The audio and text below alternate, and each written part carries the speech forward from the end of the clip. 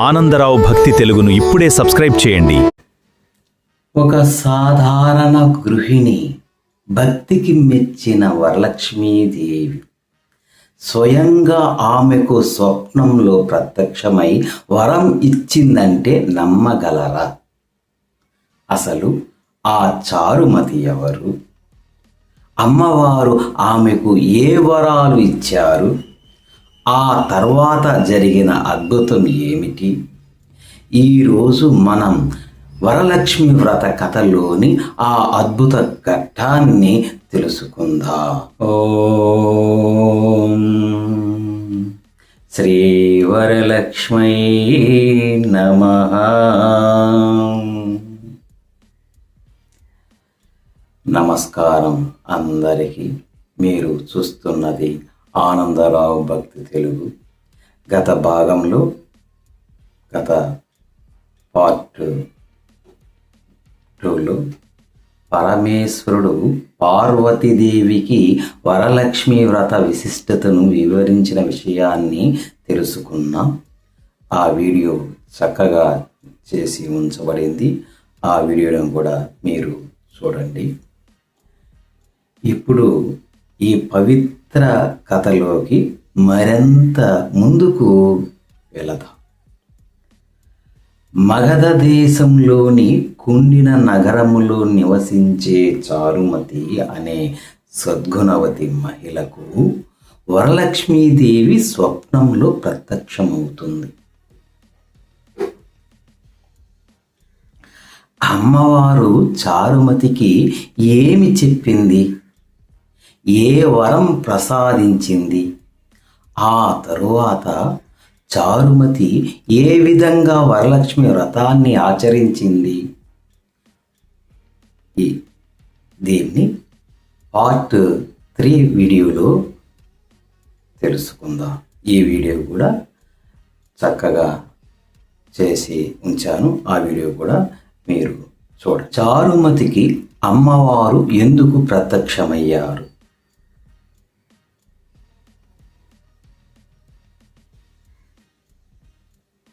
చారుమతికి అమ్మవారు ఎందుకు ప్రత్యక్షమయ్యారు?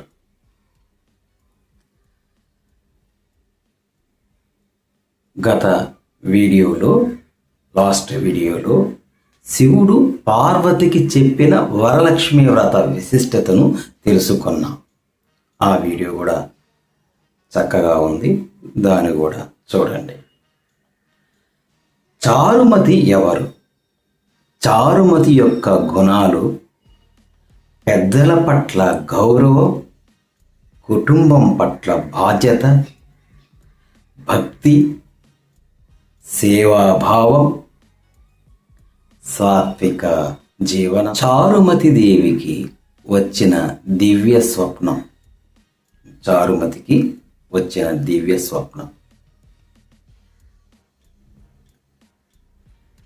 ఆ స్వప్నం ఏమిటి చూస్తామా? ఆ స్వప్నం, ఒక రోజు చారుమతికి ఒక అద్భుతమైన స్వప్నం వచ్చింది. అద్భుతమైన స్వప్నం వచ్చింది.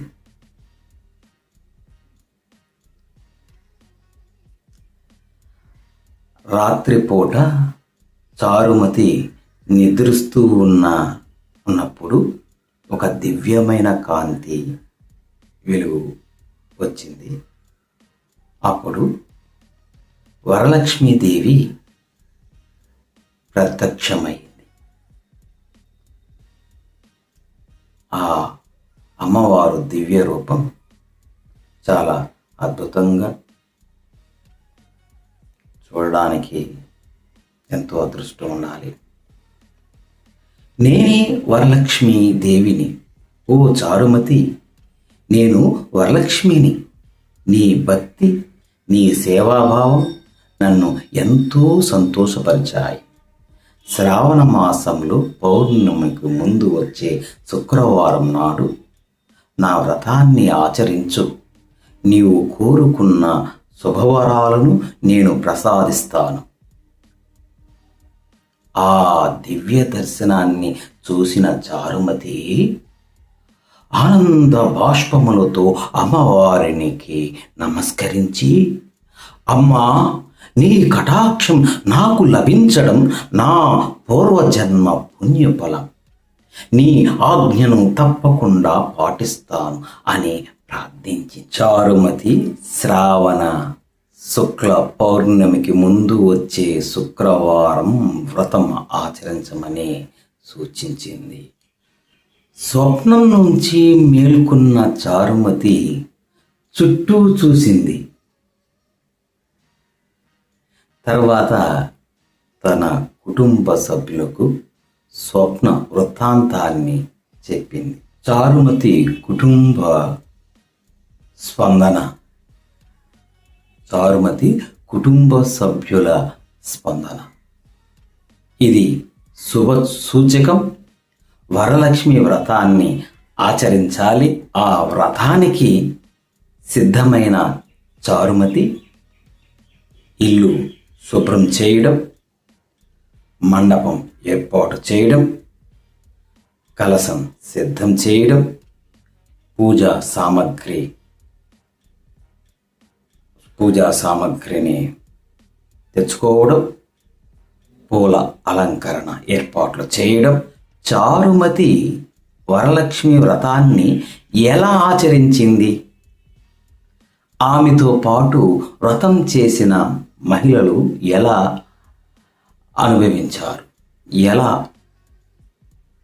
వాళ్ళకి అనుభూతి? ఆ పవిత్రమైన రోజు రాగానే చారుమతి మరియు ఇతర మహిళలు స్నానం చేసి పవిత్ర వస్త్రాలు ధరించి ఇంటిని శుభ్రపరిచి అందమైన మండపాన్ని సిద్ధం చేశారు. కొత్త బియ్యం మీద కలశాన్ని ప్రతిష్ఠించి మామిడి ఆకులు, కొబ్బరికాయతో అలంకరించి వరలక్ష్మీదేవిని ఆవాహనం చేసి షోడశ ఉపచారచ పూజను భక్తి శ్రద్ధతో నిర్వహించారు. పూజ అనంతరం వారు తోరణాన్ని కట్టుకొని నైవేద్యాన్ని సమర్పించి వరలక్ష్మి వ్రత కథను శ్రద్ధగా విన్నారు. అనంతరం అమ్మవారికి ప్రదక్షిణలు చేశారు. 3 ప్రదక్షిణలు జరిగిన అద్భుత ఘట్టాలను ఇప్పుడు మనం తెలుసుకుంటున్నాం. పురాణ కథనం ప్రకారం మొదటి ప్రదక్షిణ చేసినప్పుడు వారి కాళ్లకు గజ్జల శబ్దం వినిపించింది. గల్లు గల్లు గల్లు అనే శబ్దం. చూసేసరికి వారి పాదాలకు అందమైన ఆభరణాలు అలంకరింపబడి ఉన్నాయి. అందమైన ఆభరణాలు అలంకరింపబడి ఉన్నాయి. రెండవ ప్రదక్షిణ అనంతరం వారి చేతులకు నవరత్నాలతో అలంకరింపబడిన కంకణాలు, ఇతర ఆభరణాలు ప్రత్యక్షమయ్యాయి. 3వ ప్రదక్షిణ పూర్తయ్యేసరికి వారు సర్వభరణ భూషితులై వారి ఇళ్లలో సంపద, శుభం, సంతోషం వెల్లి విరిసింది అని పురాణం వివరిస్తుంది. వారి కుటుంబంలో ఐశ్వర్యం, ఆనందం నెలకొంది. చారుమతి మరియు ఇతర మహిళలు అత్యంత భక్తి శ్రద్ధతో వరలక్ష్మి వ్రతాన్ని పూర్తి చేశారు. వారి మనసులో ఒకటే కోరిక, అమ్మవారి కటాక్షం ఎల్లప్పుడూ తమ కుటుంబాలపై ఉండాలని. అమ్మవారి కటాక్షం ఎల్లప్పుడూ తమ కుటుంబాలపై ఉండాలని పురాణ కథనం ప్రకారం పూజ అనంతరం వారు భక్తితో ప్రదక్షిణ చేసి వరలక్ష్మీదేవిని స్తుతించారు. వారి నిష్కపటమైన భక్తిని చూసి వరలక్ష్మీదేవి ప్రసన్నరాలైంది. అమ్మవారి అనుగ్రహముతో వారి జీవితంలో శుభమార్పులు కనిపించసాగాయి. వారి ఇళ్లలో సుఖశాంతులు, ధనధాన్యాలు, ఆనందం, ఐశ్వర్యం పెరిగాయని కథ వివరిస్తుంది. కుటుంబ సభ్యులందరూ దైవానుగ్రహానికి అనుభవించి కృతజ్ఞతతో అమ్మవారిని స్తుతించారు. చారుమతి తనకు లభించిన ఈ మహాభాగ్యాన్ని తనలోనే ఉంచుకోలేదు. ఆమె ఇతర మహిళలకు కూడా ఈ వ్రత మహిమను వివరించింది. దాంతో అనేక మంది భక్తి శ్రద్ధతో ఈ వ్రతాన్ని ఆచరించడం ప్రారంభించారు. ఈ కథలో చెప్పబడిన ఆభరణాలు, సంపద, ఐశ్వర్యం వంటి వివరాలను భక్తులు అమ్మవారి అనుగ్రహానికి ప్రతీకలుగా భావిస్తారు. ఈ కథ మనకు చెప్పే ప్రధాన సందేశం ఏమిటంటే, భక్తి, వినయం, ధర్మబద్ధమైన జీవనం, పెద్దల పట్ల గౌరవం, దైవంపై విశ్వాసం ఉన్న చోట లక్ష్మీదేవి కటాక్షం నిలిచి ఉంటుంది. వరలక్ష్మీదేవి అనుగ్రహం అంటే కేవలం ధన సంపద మాత్రమే కాదు.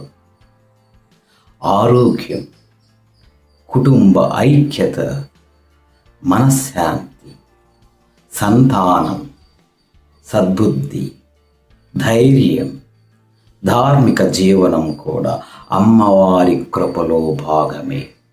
అందుకే నేటికి లక్షలాది కుటుంబాలు శ్రావణ మాసంలో ఈ పవిత్ర వ్రతాన్ని భక్తి శ్రద్ధతో ఆచరిస్తూ అమ్మవారి ఆశీస్సులు కోరుకుంటున్నారు. నెక్స్ట్ వీడియోలో ఈ వ్రతాన్ని, ఈ వరలక్ష్మి వ్రతాన్ని శాస్త్రోక్తంగా ఎలా చేయాలి, కలశ ప్రతిష్ఠ నుంచి నైవేద్యం వరకు పూజా విధానాన్ని సులభంగా తెలుసుకుందాం. చారుమతికి వరలక్ష్మీదేవి ప్రత్యక్షమైన ఈ పవిత్ర కథ మీకు నచ్చితే ఒక లైక్ చేయండి. ఈ వీడియోను మీ కుటుంబ సభ్యులు, భక్తులతో షేర్ చేయండి. చారుమతి చేసిన వరలక్ష్మి వ్రతంలో జరిగిన అద్భుత ఘట్టాలను తెలుసుకోవడానికి పార్ట్ 4 ఈ వీడియోను తప్పకుండా చూడండి. ఇలాంటి పురాణ కథలు, దేవాలయ విశేషాలు, వ్రతాలు మరియు భక్తి విషయాల కోసం ఆనందరావు భక్తి తెలుగు ఛానల్ను సబ్స్క్రైబ్ చేసి బెల్ ఐకాన్ను నొక్కండి. ఓం శ్రీ వరలక్ష్మీ నమః. ఓం శ్రీ వరలక్ష్మీ నమః.